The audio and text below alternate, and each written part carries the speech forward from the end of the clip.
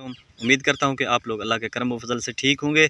आज हम बात करेंगे मिट्टी के बारे में कि जो कि हमारे गमलों में मिट्टी सख्त हो चुकी है, उसकी क्या वजूहात हैं, नरम और भुरभुरा इस तरह से कैसे किया जाए जैसा कि ये है। तो इस पर मुकम्मल बात करेंगे। अगर आप मेरे चैनल पर नए हैं तो मेरी इस वीडियो को लाइक भी करें और मेरे चैनल को सब्सक्राइब भी करें। तो आइए इस टॉपिक को लेकर बात को शुरू करते हैं।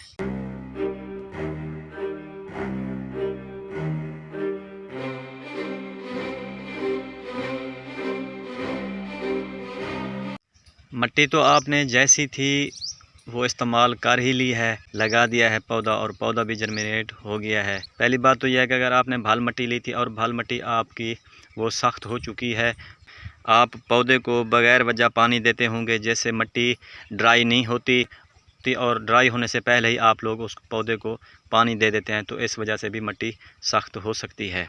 या मिट्टी तो सख्त हो गई है, पौधा भी उग गया है, तो इसको ठीक कैसे करें कि अगर आप लोगों ने भाल मिट्टी का इस्तेमाल नहीं किया या किसी ऐसे इलाके से आपने मिट्टी उठाई थी पौधा लगाते वक्त जो कि पहले से ज़मीन सख्त थी, तो उस वजह से भी आपके गमले की मिट्टी जो है वो सख्त हो सकती है।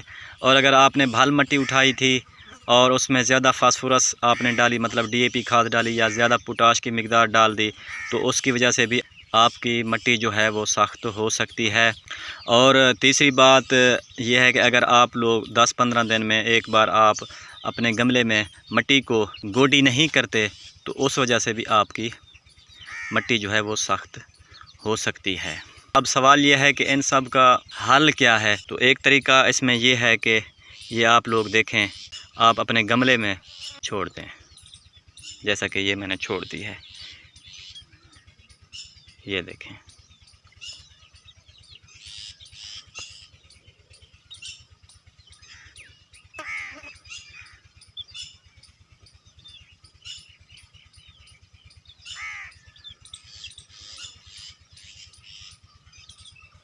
ये रेड विगलर हैं। अगर आप लोग गोडी नहीं कर सकते अपने पौधे को, तो आप लोग अपने गमले में रेड विगलर छोड़ दें।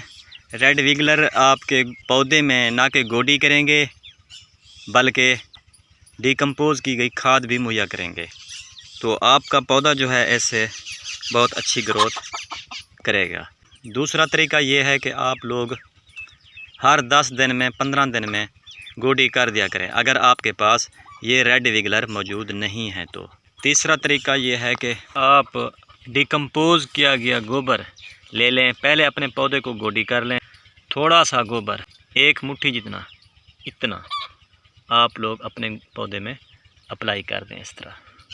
अगर आपका गमला जो है वो 1 फीट का है तो 1 मुट्ठी ले लें, अगर ज़्यादा है तो आप ज़्यादा भी ले सकते हैं। तो इस तरह से उसको मिट्टी में मिक्स कर दें।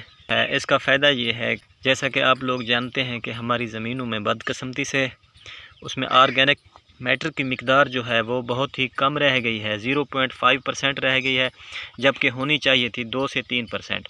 तो इससे फ़ायदा ये होगा कि एक तो हमारे पौधे को खादें मिलेंगी, ऑर्गेनिक मैटर की मिकदार पूरी होगी, दूसरा कि हमारी जो मिट्टी है ये मिट्टी हमारी नरम होगी। हर 10-15 दिन में गोडी कर दिया करें अपने पौधे को, वो भी एक तरीका ठीक है। दूसरा तरीका ये है कि गला सड़ा गोबर ही आप थोड़ा सा मुट्ठी भर आप डाल दें एक गमले में। अगर आपने कोई क्यारी वगैरह लगाई हुई है तो इसी हिसाब से आप उस क्यारी में भी ऐड कर सकते हैं, खुरपा वगैरह करके। तो तीसरा तरीका ये है कि या तो आप ये रेड विगलर छोड़ दें, ये ख़ुद ब खुद गोडी भी करते रहेंगे, पौधे को ऑक्सीजन भी मुहैया होती रहेगी, तो इससे आपके पौधे जो हैं वो लश ग्रीन और सेहतमंद हो जाएंगे। और ये था हमारा सख्त मिट्टी जो हमने पहले इस्तेमाल हम कर चुके हैं, उसको नरम करने के तरीके थे। मिट्टी सख्त किस तरह होती है वो भी मैंने आपको बताया है। ज़्यादा DAP इस्तेमाल करने की वजह से, ज़्यादा पोटाश इस्तेमाल करने की वजह से हमारी ज़मीन में मिट्टी में बांड बन जाते हैं, जो कि मिट्टी हमारी सख्त हो जाती है। तो उसको तोड़ने के लिए या तो रेड विगलर का इस्तेमाल करें या फिर गोडी करें आप, या फिर आप ये गला सड़ा गोबर ही डाल दें। गर्मियाँ हैं, गर्मियों में आप लोग गला सड़ा गोबर ही डालेंगे, ना कि ताज़ा गोबर डालें। ताज़ा गोबर अगर आप लोग डालेंगे तो आपका पौधा मर सकता है। उम्मीद करता हूँ कि आप लोगों को मेरी ये वीडियो पसंद आई होगी। पसंद आए तो लाइक ज़रूर कीजिएगा और मेरे चैनल को सब्सक्राइब भी कीजिएगा। तब तक के लिए मिलते हैं नेक्स्ट वीडियो में। अल्लाह हाफिज़।